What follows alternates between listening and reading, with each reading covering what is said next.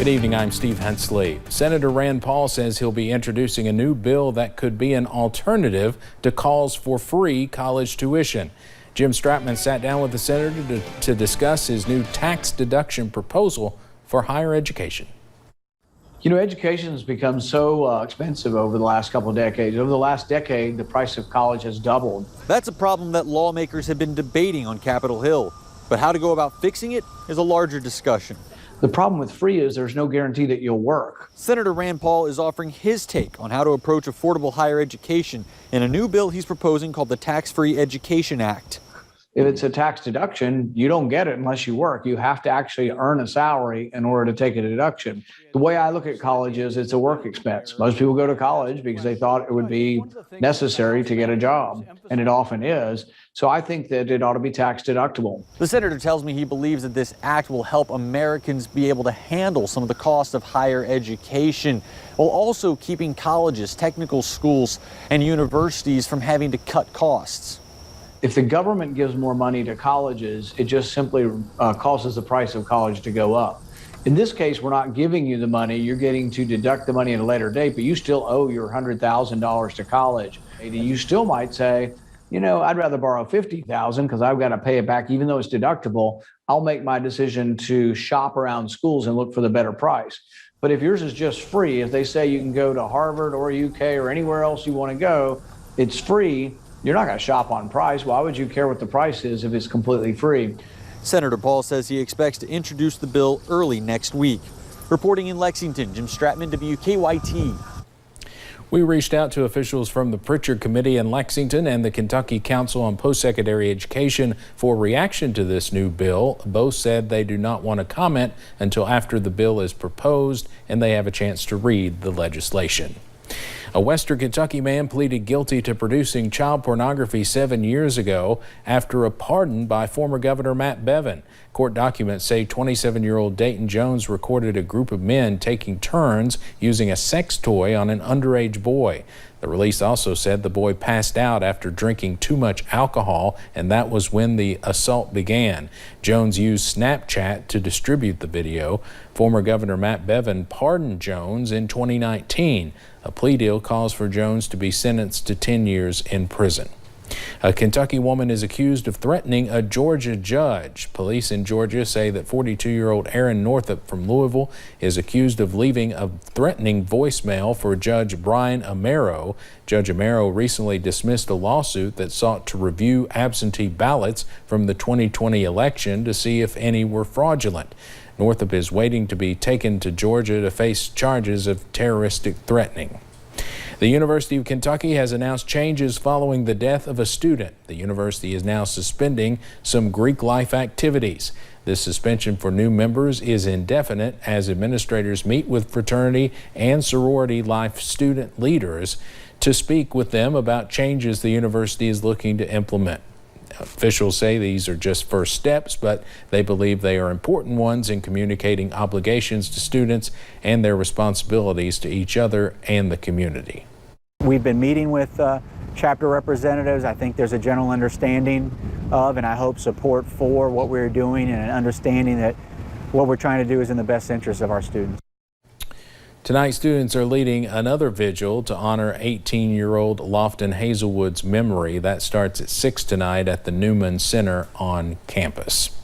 Nationally, data shows that college students drink up to 30% more than non-students in the same age group. According to the 2019 National Survey on Drug Use and Health, about a third of students ages 18 to 22 reported binge drinking in a given month. 1,500 died of alcohol-related injuries. Studies show alcohol puts students who don't drink at risk too. In 2019, nearly 700,000 people were assaulted by intoxicated students.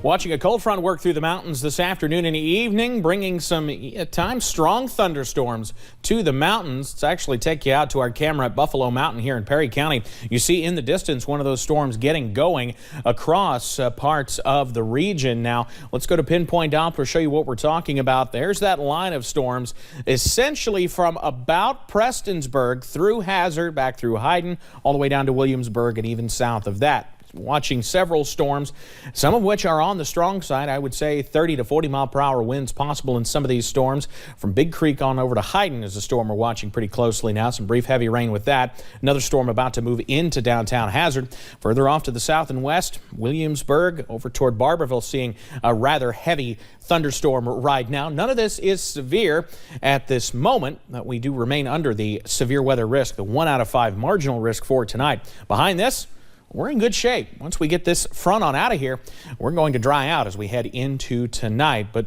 before then, keep that WYMT weather app handy because you will definitely need it tonight with the latest radar imagery. And of course, if any warnings are issued, they'll be sent right to your phone. Once that front goes through, though, we're getting chilly tonight, back down into the upper 40s. I'll have the latest on just how long we'll see those showers moving in coming up in just a bit. Steve? All right, Evan, thank you. God's Pantry Food Bank is bringing back Basket Brigade to help families get ready for Thanksgiving. The event will take place on November 6th in London. Organizers are looking for folks to help. It's $30 to participate, and all participants will receive a t-shirt. You can also be a virtual participant for $60, which covers the cost of a Thanksgiving box. If you are 18 or older and would like to sign up to help, you can find a link in this story on WYMT.com. Today, many people are wearing purple to raise awareness about domestic violence. The color symbolizes support for survivors. Lexington's Domestic and Sexual Violence Prevention Coalition has another way for people to get involved: Peace Pumpkins. The purpose of these pumpkins is to give people resources. You can hold up your camera to a QR code and you'll be directed to several links. It's very natural to go up to that without identifying yourself as a victim or identifying yourself as, I'm gathering this information to give to my sister. Volunteers who help with victims of domestic abuse say for survivors, seeing purple can be a way out of a crisis.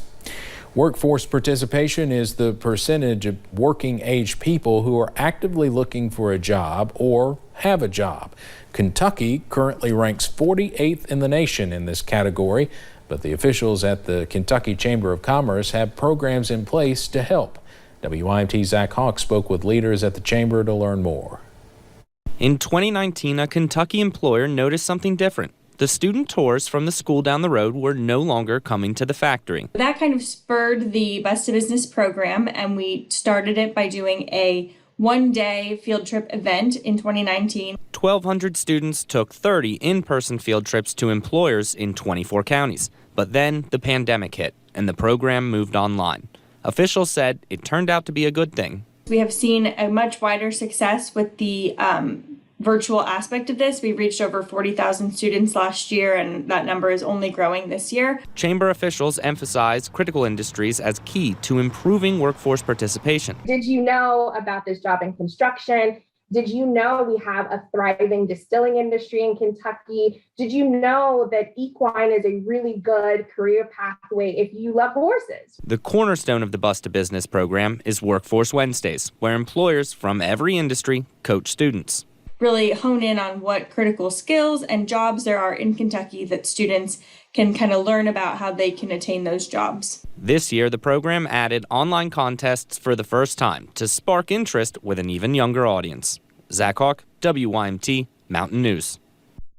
Kentucky Chamber Workforce Center officials hope to have at least 30 Workforce Wednesday Zoom sessions in the year ahead. Those events are currently ongoing, and you can find information about participating on WYMT.com.